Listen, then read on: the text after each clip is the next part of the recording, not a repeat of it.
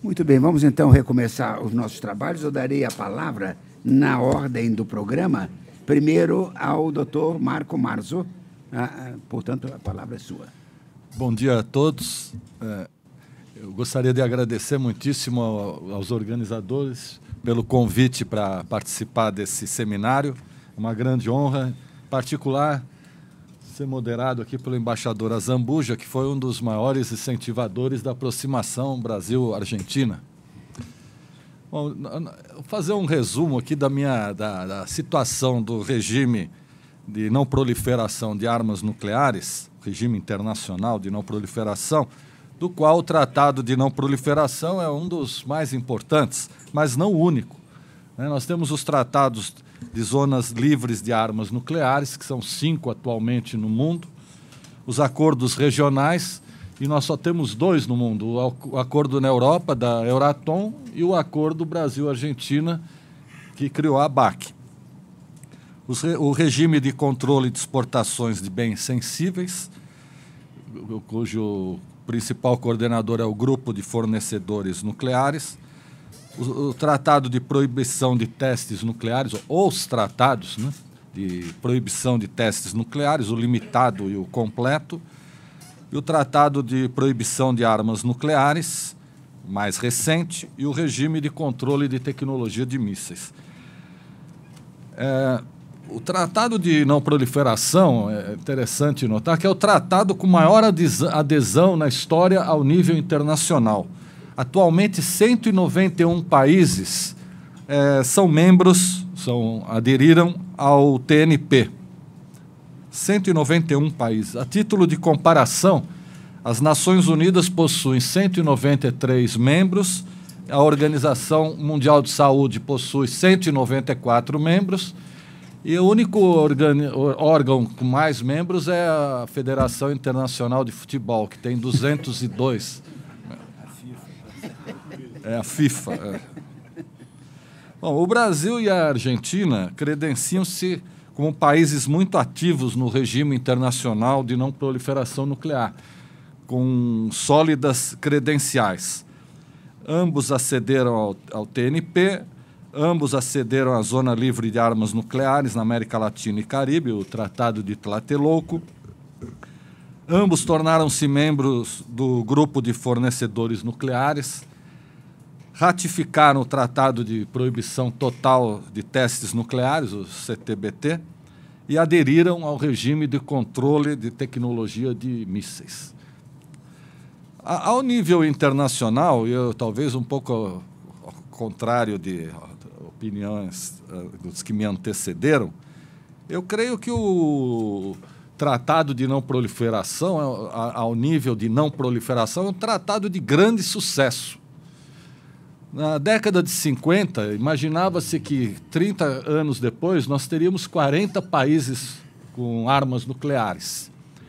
E hoje nós só temos 9, sendo 5 que já eram nucleares, 3 que nunca assinaram o Tratado de Não Proliferação, né, Índia, Paquistão e Israel, e a Coreia do Norte, que se retirou do TNP, alegando o problema de segurança nacional, que conforme consta no Tratado de Não Proliferação, um país sob ameaça de sua segurança nacional pode se retirar do tratado. É polêmico essa retirada, mas é verdade.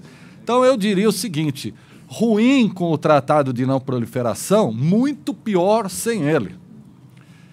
E não só do ponto de vista de número de países, mas, por exemplo, os países mais desenvolvidos, eu, na Universidade de Massachusetts, via isso muitas vezes, há uma crítica muito grande ao Tratado de Não Proliferação, não do nosso ponto de vista da questão do desarmamento e a questão da falta de cooperação internacional, mas, por exemplo, que o tratado permite que os países tenham direito a desenvolver energia nuclear, coisa que se discutiu muito agora, antes desse acordo com o Irã. E mais, por que considerar propulsão nuclear uma atividade não proscrita, não proibida? Quer dizer, se não houvesse o Tratado de Não Proliferação, talvez a situação hoje estivesse muito pior do que está. Bom, voltando um pouco para o tema ABAC, além de todos essas credenciais de não proliferação, tem duas, uma em particular do Brasil, que é o artigo 21 da nossa Constituição, no qual tive a honra de trabalhar como assessor parlamentar durante a Assembleia Nacional Constituinte, que é um tratado de não proliferação próprio. E existe o outro, que é o acordo entre a Argentina e o Brasil para uso exclusivamente pacífico da energia nuclear, que é um tratado de não proliferação entre os dois países. Ele foi assinado em julho de 91 em Guadalajara e foi aprovado em dezembro de 91, após a aprovação dos dois congressos. Foi uma aprovação em tempo recorde, menos de 6 meses. Isso demonstrou a grande aceitação desse acordo a nível político dos dois países.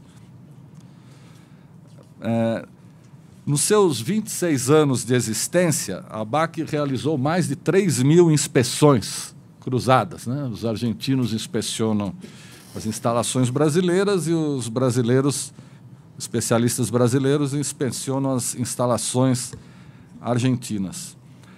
Hoje, em 2018, neste mês, em média, 3 inspetores da ABAC estão diariamente envolvidos em uma missão de inspeção.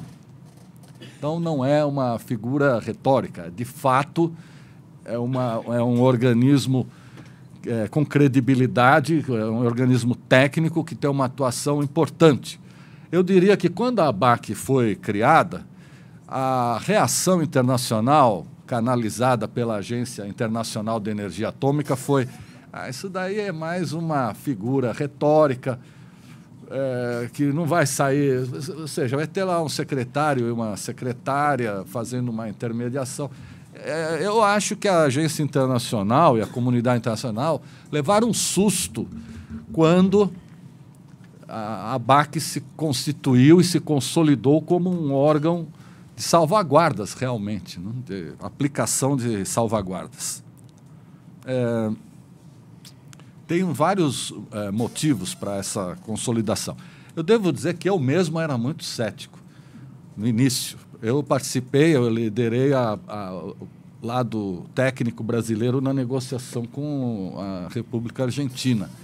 Mas naquela época, nos anos 80, eu dizia, eu sou formado aqui na USP, né, na cidade universitária, a gente dizia que nós éramos especialistas em reatores moderados a papel e refrigerados a tinta.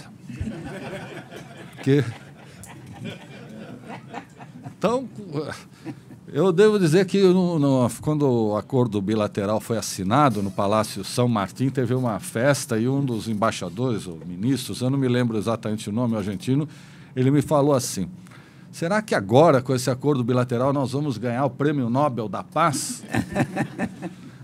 Para ver como eu era cético, e hoje eu me penitencio por causa disso, porque eu falei assim, eu não falei diretamente, mas eu pensei, bom, ou a gente ganha o Prêmio Nobel da Paz ou o Oscar de efeitos especiais. Duas chances. Mas depois de 26 anos, eu devo dizer que nós merecíamos ganhar o Prêmio Nobel da Paz. Porque essa instituição é única no mundo, é um exemplo para várias regiões do mundo. E as principais razões para o sucesso da ABAC são o contínuo apoio político, financeiro e técnico que os dois países, ao longo desse tempo todo, forneceram, o estabelecimento de um sistema de verificação que é independente dos sistemas nacionais, cujas atividades de salvaguardas e conclusões não sofrem interferência dos dois países. Isso é muito importante. Conforme está previsto no acordo bilateral, os países provêm inspetores qualificados, especialistas em áreas específicas e laboratórios analíticos qualificados. E nós temos um quadro técnico altamente qualificado. para vocês terem uma ideia, quando nós começamos a ABAC em 1992, e a ABAC foi inaugurada em junho, a sede da ABAC em junho de 92, pelo ministro das Relações Exteriores, Fernando Henrique Cardoso. Eu tenho algumas fotos, vou deixar aqui. Exato, Guido, de tela. E depois, nos aniversários de 5 anos, o senhor já foi como presidente da República, na comemoração. Então, o quadro técnico é altamente qualificado e a ABAC é um quadro enxuto.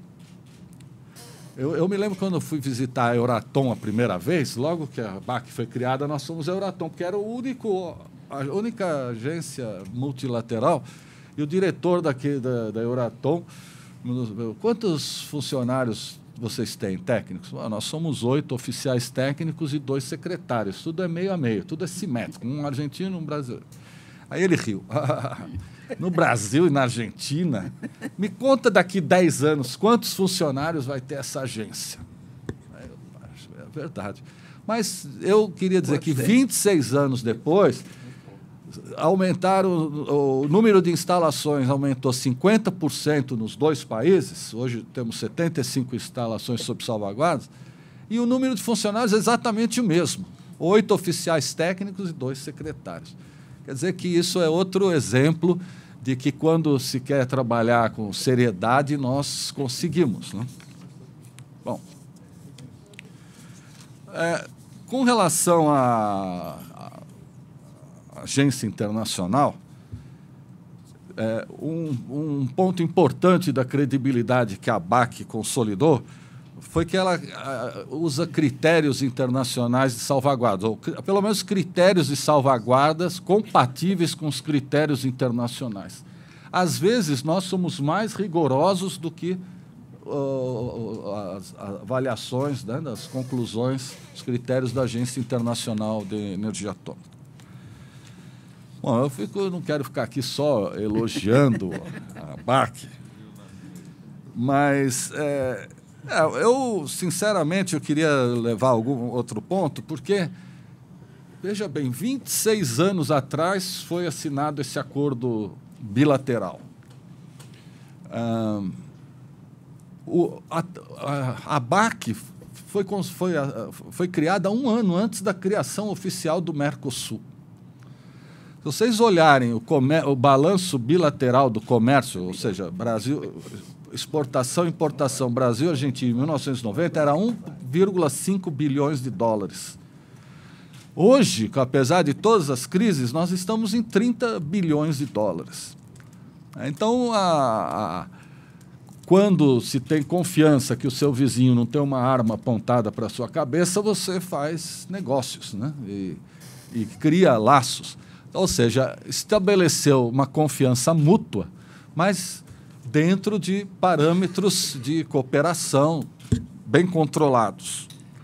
No entanto, a grande, na minha opinião, frustração é que somente agora, 26 anos depois que foi assinado o acordo bilateral, nós temos o primeiro projeto conjunto efetivamente importante e concreto, que é essa cooperação com a produção do reator multipropósito brasileiro e o RA-10 na Argentina, o gêmeo.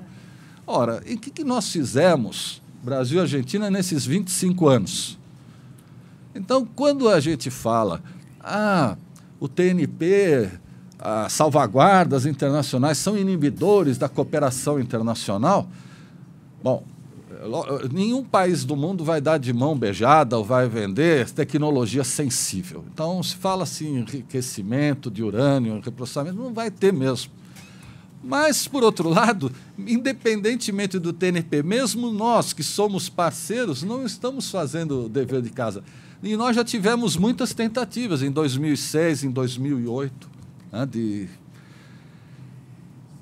então, nós esperamos que, no futuro, não só a ABAC continue sendo um sucesso e que precisa, para tanto, que os 2 países continuem a apoiando politicamente e economicamente, né?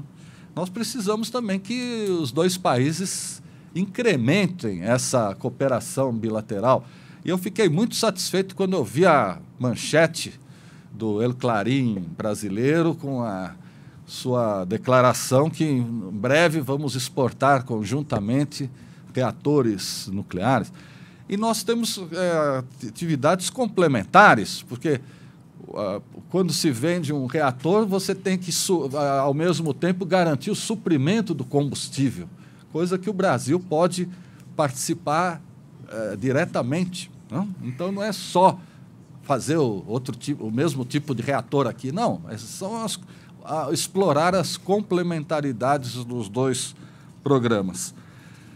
Bom, tem muita gente que reclama, o Brasil e a Argentina, e eu acho que, de certo modo, é verdade, são os países, talvez, os mais salvaguardados do mundo. Bom, agora tem o Irã que extrapolou, né? Porque, bom, a ABAC gasta 5 milhões de dólares para administrar ou verificar os dois países. Mas a agência internacional gastou, ano passado, mais de 8 milhões de dólares.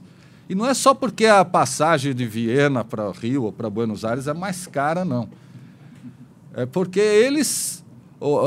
É interessante isso, o acordo quadripartite, que é o acordo Argentina, Brasil, ABAC e Agência Internacional, ele foi baseado no acordo bilateral.